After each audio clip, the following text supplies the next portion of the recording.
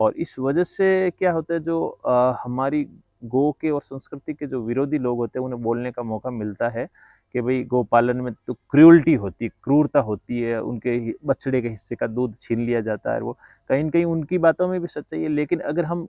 देसी गोवंश की तरफ बढ़ेंगे ना। जय गौ माता मित्रों, राम राम, कैसे है? और मित्रों, पिछली वीडियो में भी मैंने बताया था कि जो डेटाज है, जिस प्रकार से हमारे गोवंश की हानि हुई है लंपी इस महामारी से, और सरकारें अपना दामन भी बचाने में लगी हुई है। हालांकि मदद भी स्वयंसेवी संस्थाओं से सरकारी स्तर पे भी मिल रही है, लेकिन धीरे धीरे अब हालात थोड़े सुधर रहे हैं। लेकिन फिर भी काफ़ी गोधन है ऑलरेडी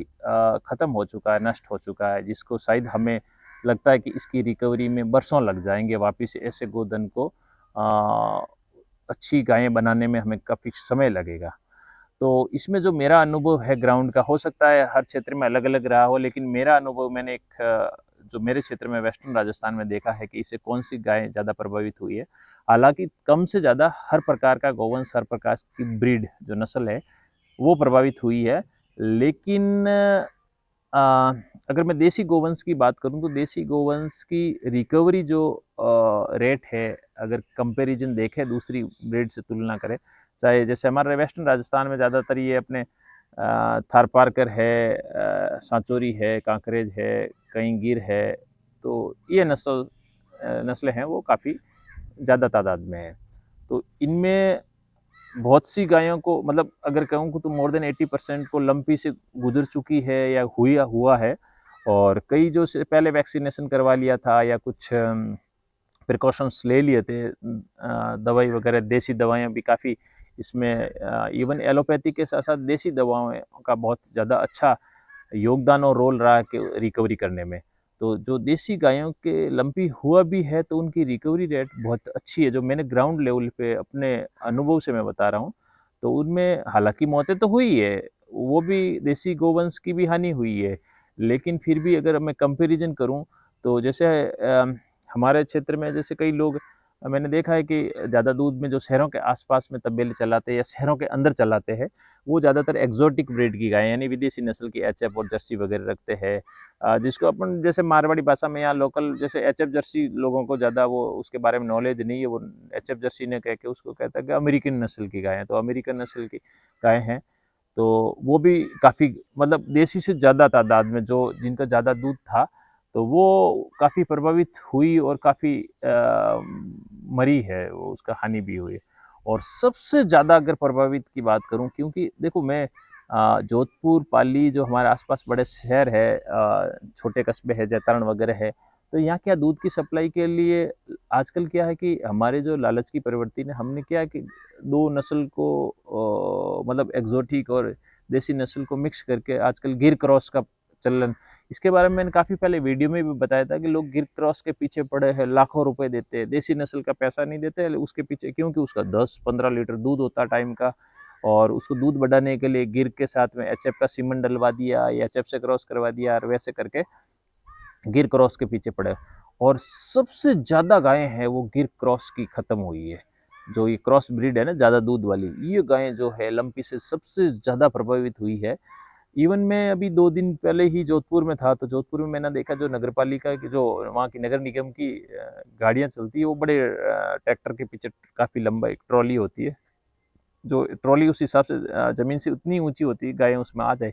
तो वो शहर से जैसे कई सूना गोदन वगैरह या लोग छोड़ देते हैं। ये भी देखा है कि लोग वहाँ काफ़ी जो लंपी से ग्रसित गायें हैं, उनको लगता है कि भाई अब ठीक नहीं होगी, ख़त्म हो जाएगी, तो वो अपने बाड़ों में से निकाल देते हैं और गलियों में छोड़ देते हैं। तो ऐसी गायों को जैसे ये नगर निगम के कर्मचारी वगैरह वहाँ उसके उठा के, जैसे बीमार गायें चल भी नहीं रही है या लगभग वो समझ लो कि वो उसका अंतिम समय आ गया, ख़त्म होने के कगार पे है, तो उनका मैंने बाइक पे घूमा था मैं शहर के काफ़ी क्षेत्रों में, तो मैंने देखा था कि वो वहाँ से क्या पांजरापोल गौशाला वगैरह और जहाँ कहीं भी जैसे एनजीओ से संचालित है कुछ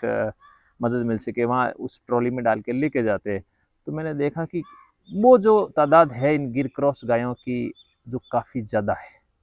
और मतलब हालत ख़राब हो गई उनकी, अगर शरीर ऐसा मतलब देखने में नहीं आए,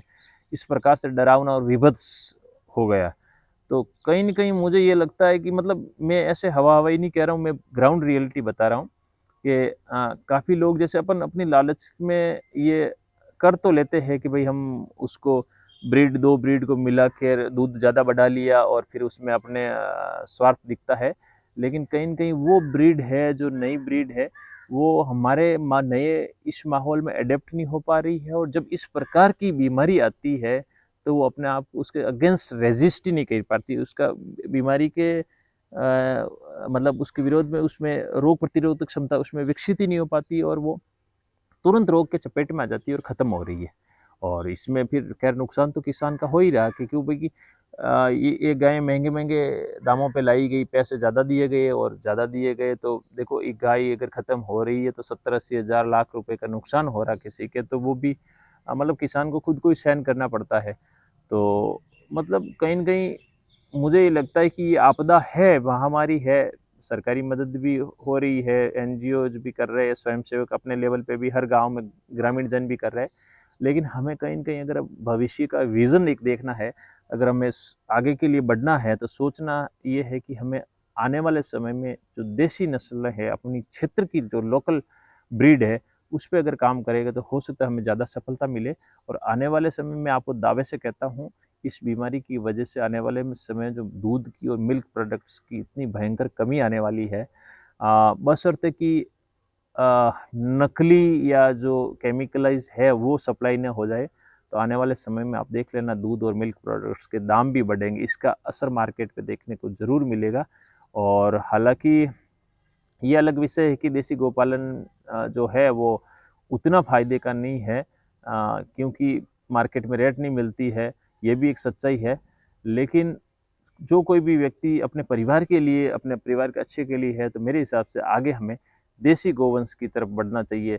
क्योंकि एक समय मैंने भी काफ़ी देसी गोवंश मतलब 35 से 40 के बीच में रखा था, लेकिन धीरे-धीरे मैंने नंबर मेंटेन किए और अभी मैं धीरे-धीरे अभी मेरे पास 7-8 है और नंबर मैं 4-5 पे ही उसको सीमित कर दूँगा। तो ये अपन आराम से रख सकते हैं, उसकी अच्छी केयर कर सकते हैं और हमारा परिवार अगर स्वस्थ रहेगा, अच्छे प्रोडक्ट हमें मिलेंगे और सबसे बड़ी बात तो मेरा ऐसा मानना है कि इस चीज़ पे लोग कम ध्यान देते हैं, हम बहुत कम ध्यान देते देखता हूँ और इस वजह से क्या होता है जो हमारी गौ के और संस्कृति के जो विरोधी लोग होते हैं, उन्हें बोलने का मौका मिलता है कि भई गौपालन में तो क्रूरता होती है, क्रूरता होती है, उनके बछड़े के हिस्से का दूध छीन लिया जाता है वो कहीं न कहीं उनकी बातों में भी सच्चाई है, लेकिन अगर हम देसी गोवंश की तरफ बढ़ेंगे ना और हमारे पास सीमित संख्या में नंबर्स होंगे, तो हम और अच्छी केयर कर पाएँगे और अहिंसक दूध मतलब किसी भी लेवल पे हिंसा नहीं होगी, जो दूध होगा उसमें आपको संतुष्टि होगी या जो भी मिल्क प्रोडक्ट आप लेंगे कि आपको पता होगा कि जो बछड़ा या बछड़ी का हिस्सा है गाय का वो उसको पहले प्रॉपर मिला और उसके बाद में हमें मिला तो एक तो अहिंसक दूध होगा और स्वस्थ दूध होगा। तो उस प्रकार के गोपालन में हमें आगे बढ़ना चाहिए मेरे हिसाब से। और आज का जो समय है तो ये अपन ज़्यादा लालच के चक्कर में डेयरी इंडस्ट्री की जो मतलब यूँ लोभ में क्रॉस ब्रीड की तरफ ज़्यादा मिल्क प्रोडक्शन की तरफ में कहीं न कहीं हम हिंसक दूध और ये ज़्यादा दूध के लालच में देख लो ये बीमारियाँ है और इससे हमारे जो गोवंश है, जो जिस किसी भी प्रकार का फिर वो रेजिस्ट नहीं कर पाता, नस्लें बिगड़ जाती है और कहीं न कहीं फिर हमारे उसकी जो देसी गोवंश की भी हानि होती है क्योंकि अ, देसी गोवंश से आप क्रॉस ब्रीड करवा रहे हो, फिर आने वाली नस्ल है तो उसको बिगाड़ ही रहे हो आप। तो इसके बारे में मित्रों आप क्या सोचते हो? और आपके क्षेत्र में जो ये क्रॉस ब्रीड है, विशेषकर जो गिर क्रॉस है, जिसका ल आजकल क्या है कि काफ़ी सोशल मीडिया, यूट्यूब वालों ने उसको बहुत ओवर हाइप देके उसके रेट्स काफ़ी बढ़ा दिए और लोगों को उस प्रकार से फ़ीड करते हैं, उस प्रकार से कन्विंस कर देते हैं और इतने महँगे दामों पे बेचते हैं और टोपी पहना देते हैं। तो उसके बारे में आपके क्या विचार है कि अब देख लो उस जो क्रॉस ब्रीड की सच्चाई है, आज आप फील्ड में देख लो, सबसे ज़्यादा आज देसी गोवंश की तुलना में वो ज़्यादा मर रही है लंपी से। तो इसके बारे में आप ज़रूर कमेंट बॉक्स में कमेंट करके बताइए। धन्यवाद। जय गौ माता। राम, राम मित्रों।